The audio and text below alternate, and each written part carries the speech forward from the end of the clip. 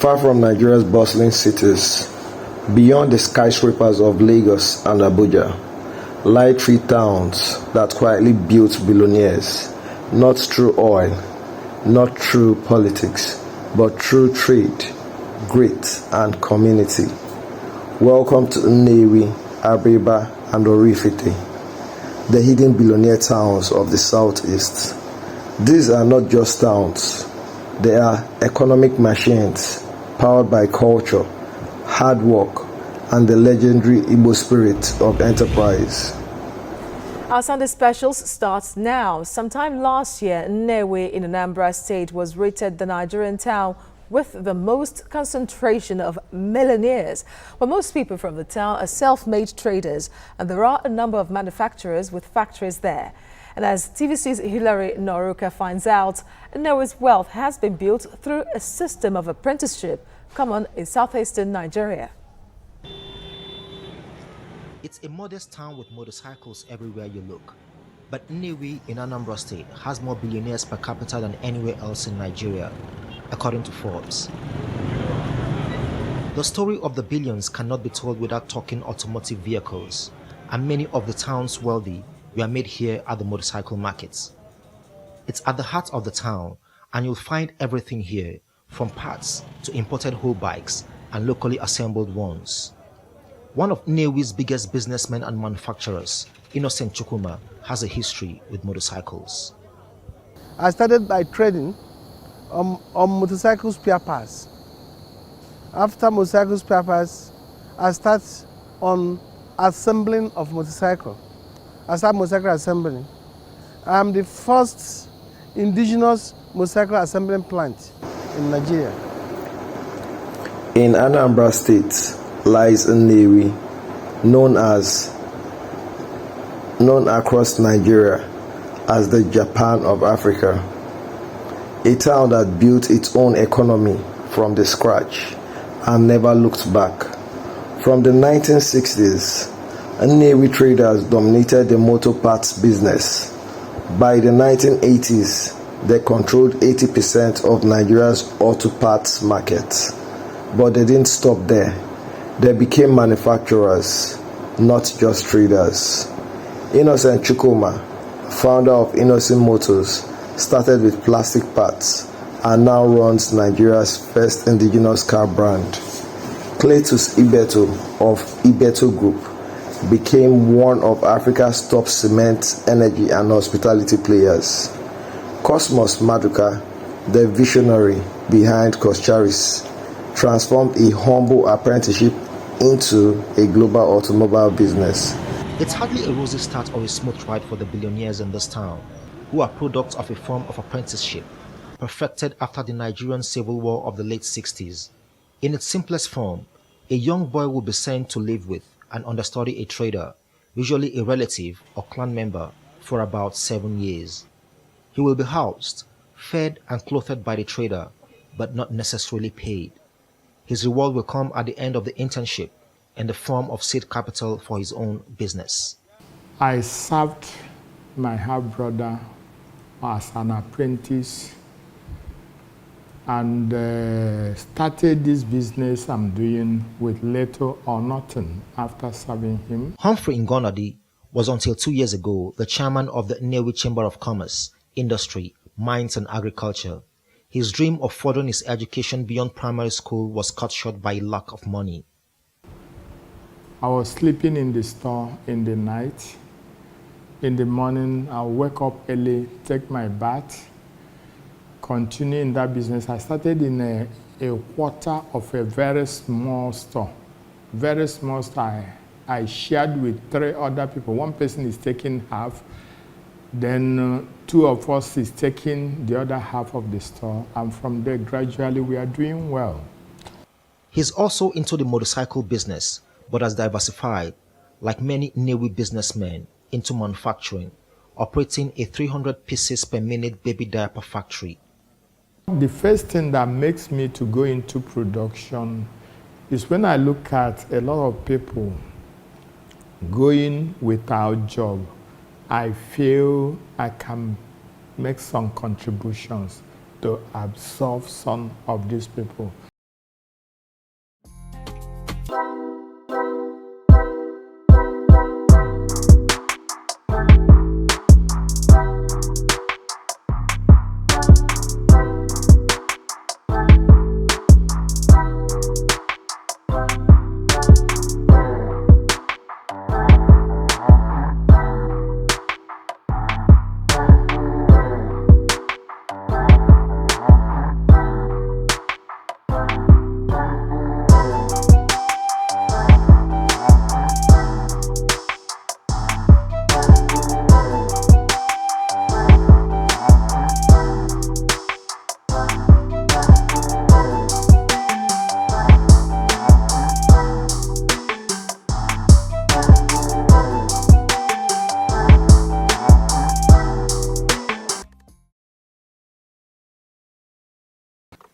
The 93-year-old monarch of Nnewi, Igwe Orizo III, who has been on the throne for more than a half-century, recalls the strategic efforts made to transform the town from one known for just trading to an industrial hub. Oge mgbe ife ji mụrụ anyị wụ buying and trading. A na-atụ afịa, a na-eme ife na. Maka ndị Nnewi na-agba mbọ. Ebe ebe anọ na-agba mbọ. So there was a time say, look, I may depend on this buying and selling. Let us opt for industry and so on and so forth. Go house to house. I preach. Float industry in this town. So for the Murego, wait here, and the chicken singer, he better her. And also.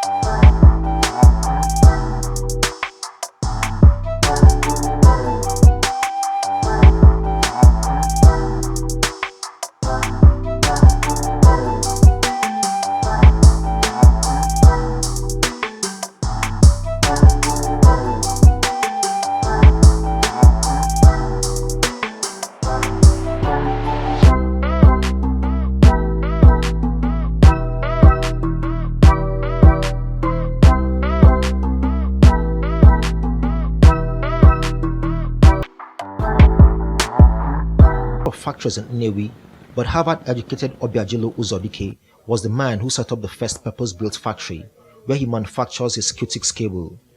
His road to success is unlike that of the typical Nnewi businessman's. I did engineering, mechanical engineering. Towards the end, I was dissatisfied because what was going on in Nigeria, they were saying that Nigeria lacked management capacity. So when I was doing my youth service in Calabar, teaching at the College of Technology in 1974-75, I started applying to all the good management schools I knew. Then in the US, I applied to Harvard, Stanford, MIT, and a couple of others. And luckily, I got admitted to Harvard, MIT, and Stanford. But there was still something typically Nnewi about him. When I graduated from Harvard, I took a job that was unusual. I took a job to go and sell, to set up something for an American company to go and sell. Because I knew that the fundamental of business is to be able to sell what you produce.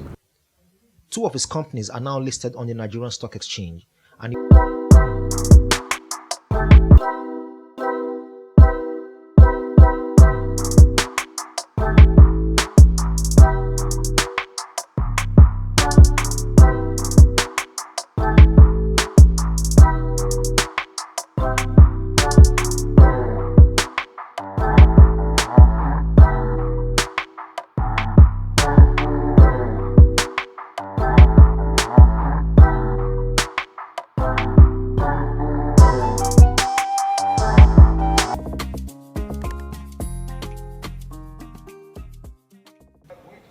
strong trading skills in manufacturing, backed by a prolific apprenticeship system, are what have made people of this town prosperous.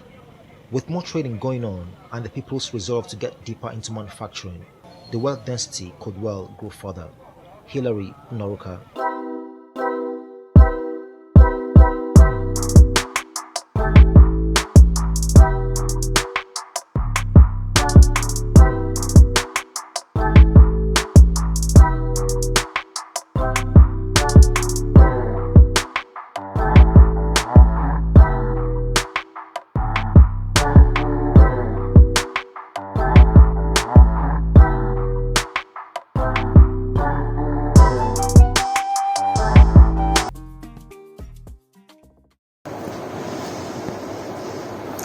Deep in Abia State is Abiriba, a town nicknamed Small London for good reasons. Here, nearly every successful son is expected to build a palace like a mansion in the village. But beyond the homes is the story of incredible business success. Abiriba men are known as merchants, hotel moguls, oil dealers, and industrialists. From the east to Lagos and even West Africa, they run businesses. Many started decades ago, but by their fathers.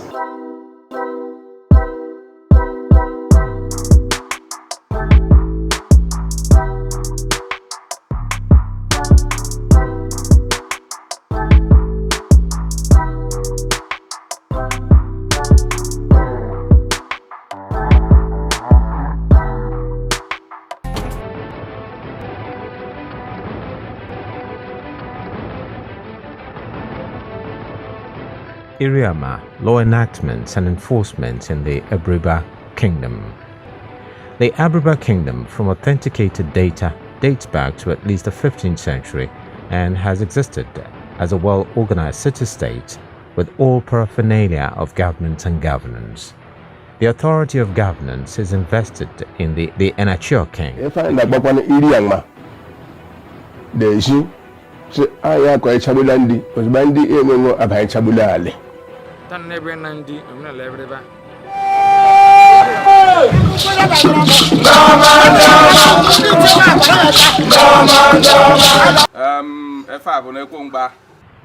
The crowd watches in admiration after wrestling matches by the greatest wrestlers in the kingdom have taken place at the square. Here, success is shared. Success is a shared culture. Nearly every family in Abiriba has a son in business, and every wealthy son is expected to build a mansion in the village. But it's not just about homes. Abiriba is home to generational wealth built through trade, real estate, and international commerce. One of Abiriba's iconic businessmen is Prince K.O. Oshimiri, a legendary entrepreneur known for building cross-continental trade routes in West Africa. Another is Chief Kalu Idika Kalu, a respected economist and former Minister of Finance who played a crucial role in Nigeria's national financial architecture. From local traders to global entrepreneurs, Abiriba men have built empires, often reinvesting their wealth in community development, roads, schools, water systems, all funded privately. This is not government infrastructure, it is communal pride. Abiriba may be small, but its influence and its wealth is anything but small. And I will keep saying it, Abiriba, you can check Google what I'm saying. Abiriba remains the small London here in Africa. I didn't say Nigeria, it's called Abiriba, small London. And I am the eternal of Abiriba. And I'll tell you that if you come to the place, the topography, everything about it is rich. The people have, you know, they call them Abiriba Ancient Kingdom because we are very traditional and we hold our traditions, you know, quite tenaciously, passing it down, you know, directly and also through the age grade. And we have a lot of respect. You know, no matter who I am, if my age grade, the seniors come in here, I must stand up for them to sit. That's how it's behaved. And then, yes, for us, it's a cultural thing. That's how it is in my place. And then for the men, they pamper their women. If we call every woman Iya. Once I come in here, men are seated. Because I'm a woman, they're going to give me seats. Are you serious? We're very fragile. Is it only about seats? You know? Is it only about seats, about other things? No. The women are supposedly pampered. We are supposed to be pampered. I have to go to America. What sets Abiriba apart is a tradition of homecoming and community development. Roads, schools, town halls, often funded by individuals, not government. It's a small town with big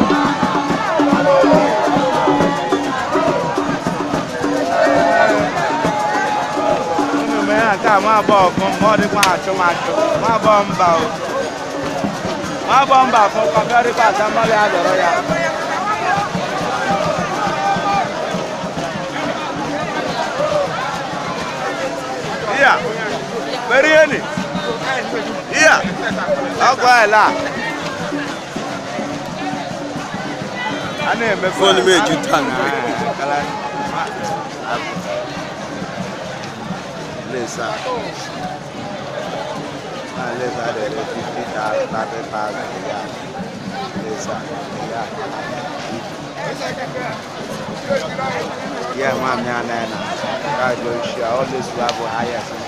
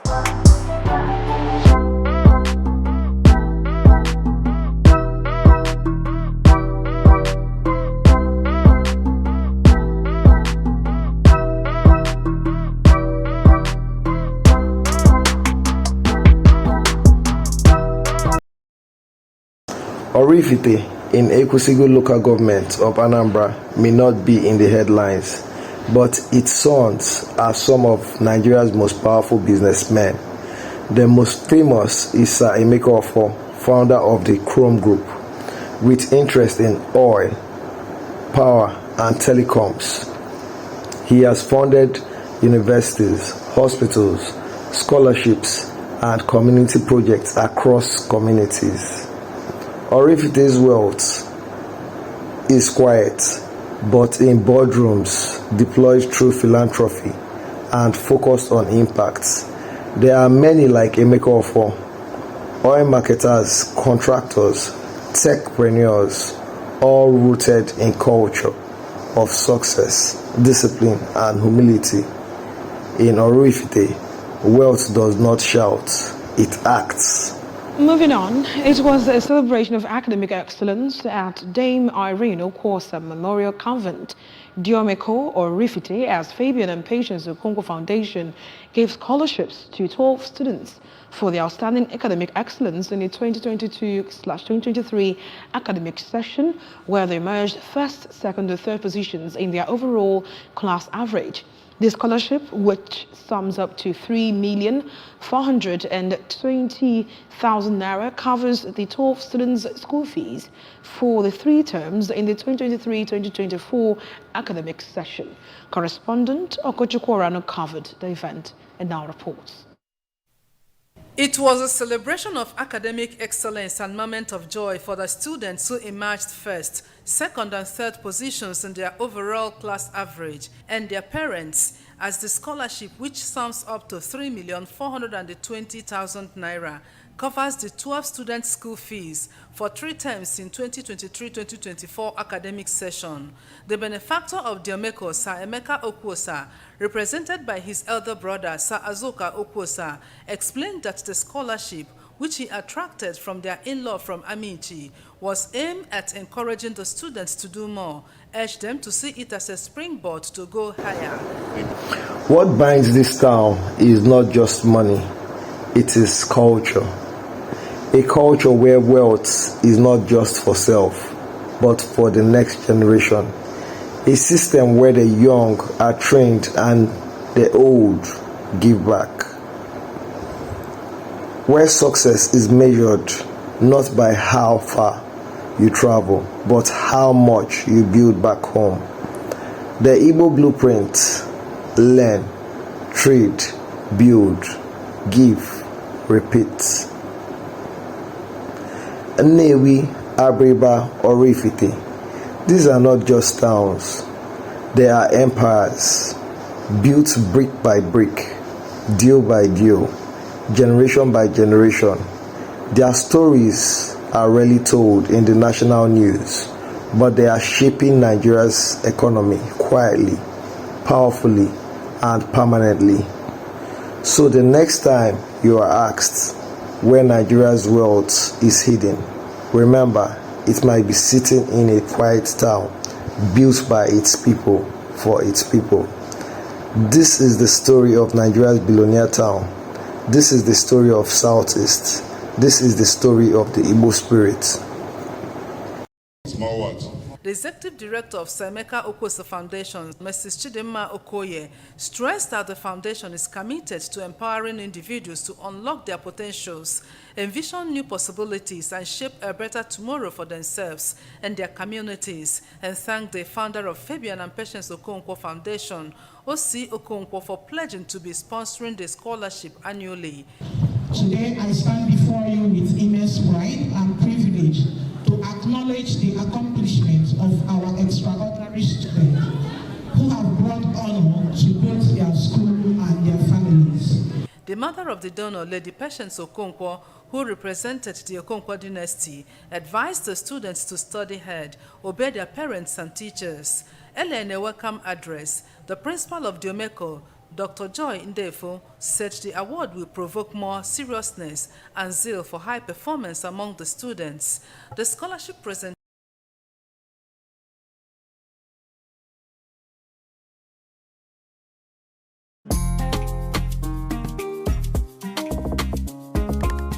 not as flashy, not as loud, but undeniably powerful.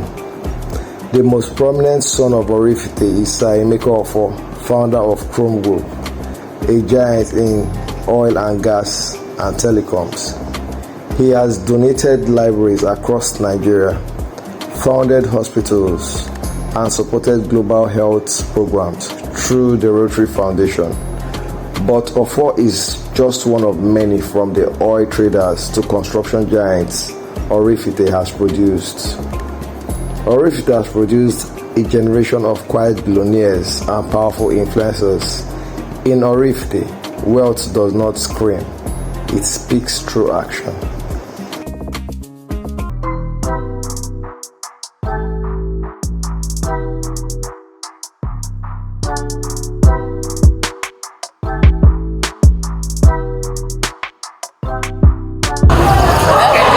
Boys Secondary School Oraifite in Ekusigo local government area of Anambra State has a touch of yellow at the entrance gate and inside the school premises, and the reason is not far-fetched.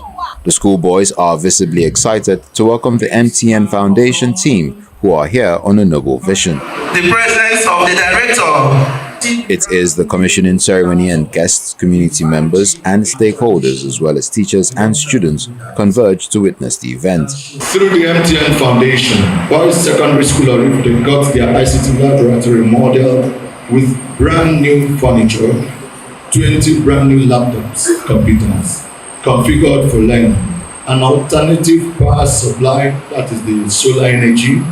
Speaking on the unwavering dedication of the MTN Foundation to support education fit for purpose, the Regional General Manager East, Mr. Kalima Inino, and the Director of MTN Foundation, Mr. Dennis Okoro, say the students are being empowered for the future. The purpose of MTN is a body that we believe that everyone deserves the benefit of a modern connected life. Part of our 2025 philosophy is digitally driven education. I've done it in so many, up to 40 secondary to date. Nigeria's hidden billionaire towns.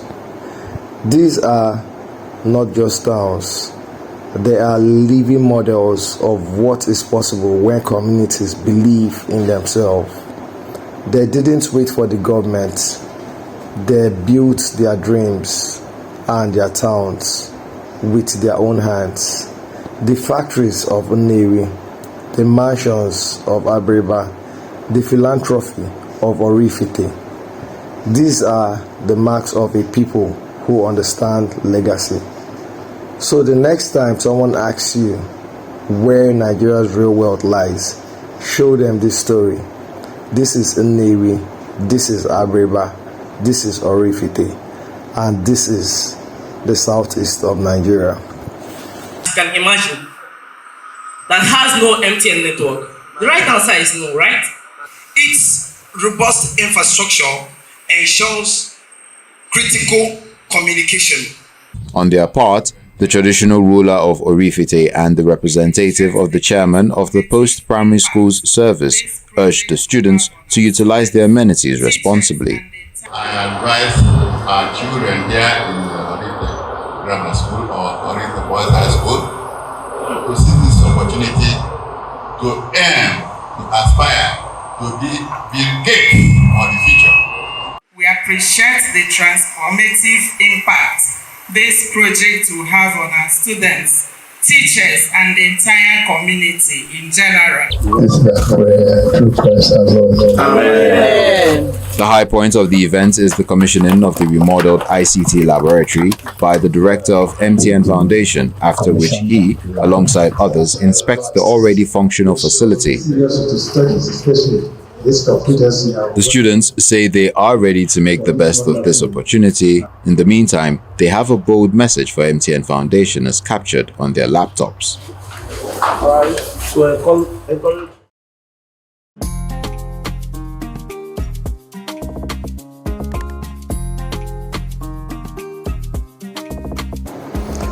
If this story moved you, don't just watch, share it. Drop a comment if you are from any of these towns and subscribe to more powerful stories from the heart of Nigeria. Let the world know we built this.